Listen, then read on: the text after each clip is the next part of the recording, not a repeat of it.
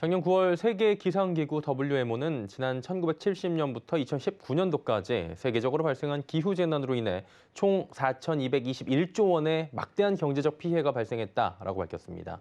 자, 이 중에 2010년부터 2019년 사이에 하루 평균 약 4,500억 원의 경제적 피해가 보고됐다고 하는데요. 자, 이것은 40년 전인 1970년에서 1979년 사이에 하루 평균 580억 원보다 무려 7배 이상이 많은 피해였다고 합니다. 자, 그러니까요. 과거에 비해 현재 기후 재난으로 인한 경제적 피해가 기하급수적으로 빠르게 늘어나고 있다. 이렇게 정리할 수 있겠죠. 자, 그래서 오늘은 극심한 재난이 많이 발생했던 지난해 경제적 피해는 과연 어느 정도였는지 짚어보도록 하겠습니다. 오늘도 K외대 반기성 센터장과 함께합니다. 어서 오세요. 네, 안녕하세요. 네, 반갑습니다. 지난해 그러고 보면 진짜 세계적인 기후 재난이 셀 수 없이 많았던 것 같습니다. 세계가 시작한 지 얼마 안 됐지만 작년에 대한 알아볼 수 있는 그런 자료 같은 것들이 있습니까? 작년 12월 27일이었죠. 영국의 기독교 자선단체입니다. 크리스천 에이드라는 이런 단체가 있는데 예.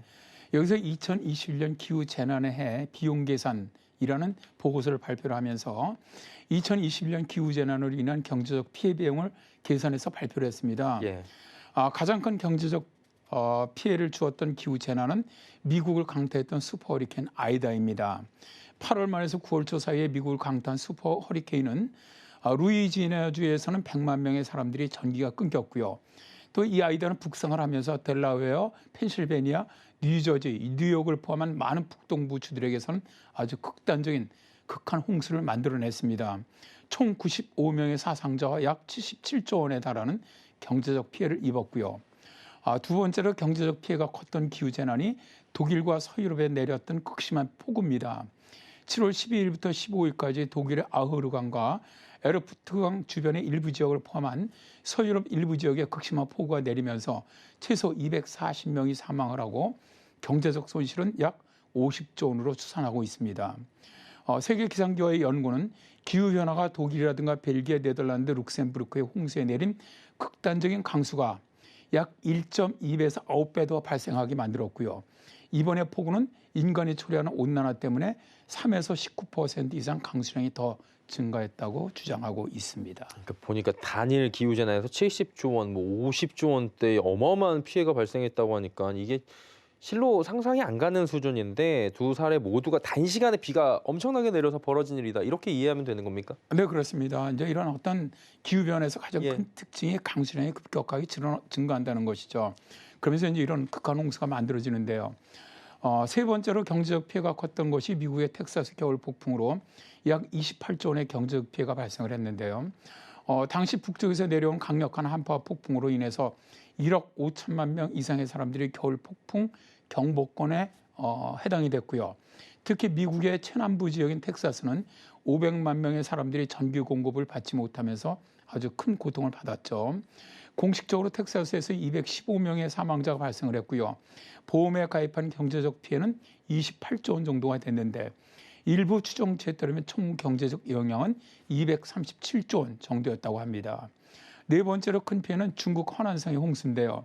지난 7월 중국 허난성에서 집중호우가 내려서 302명이 사망을 했고 100만 명 이상이 이주를 해야만 했으며 수십만 명이 집을 잃었는데요. 홍수로 인해서 지하철 시스템이 침수되면서 승객들이 객차에 갇히는 사건이 발생을 했고요.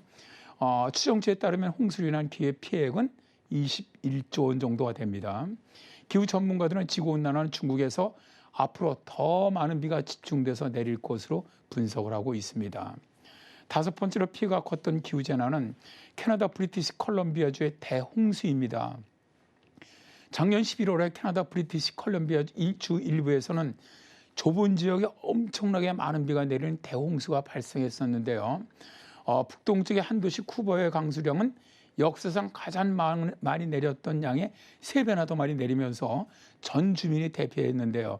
최소 4명이 사망을 했고 경제적 피해는 9조 원 정도로 추산이 됩니다. 예.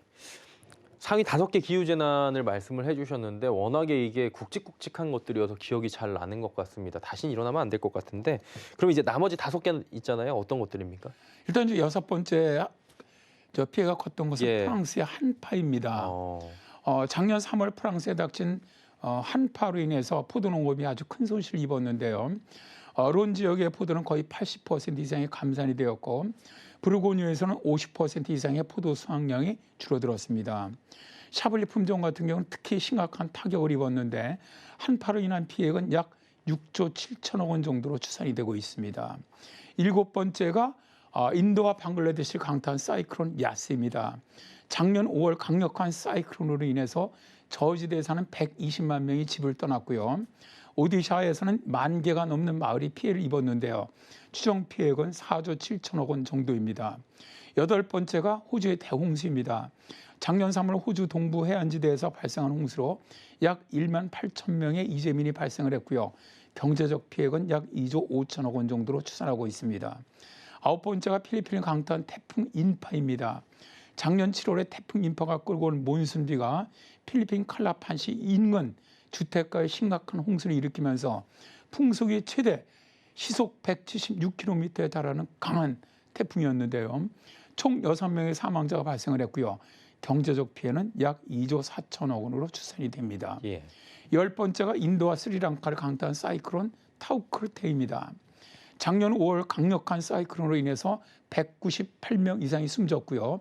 20만 명 이상의 이재민이 발생을 했으며 경제적 피해는 약 1조 8천억 원 정도입니다. 자, 이제 크리스천 에이드에서는 이런 기후재난을 막기 위해서는 국가들이 온실가스 배출을 시급하게 줄이는 실질적인 행동에 좀 나서달라고 부탁하고 있고요.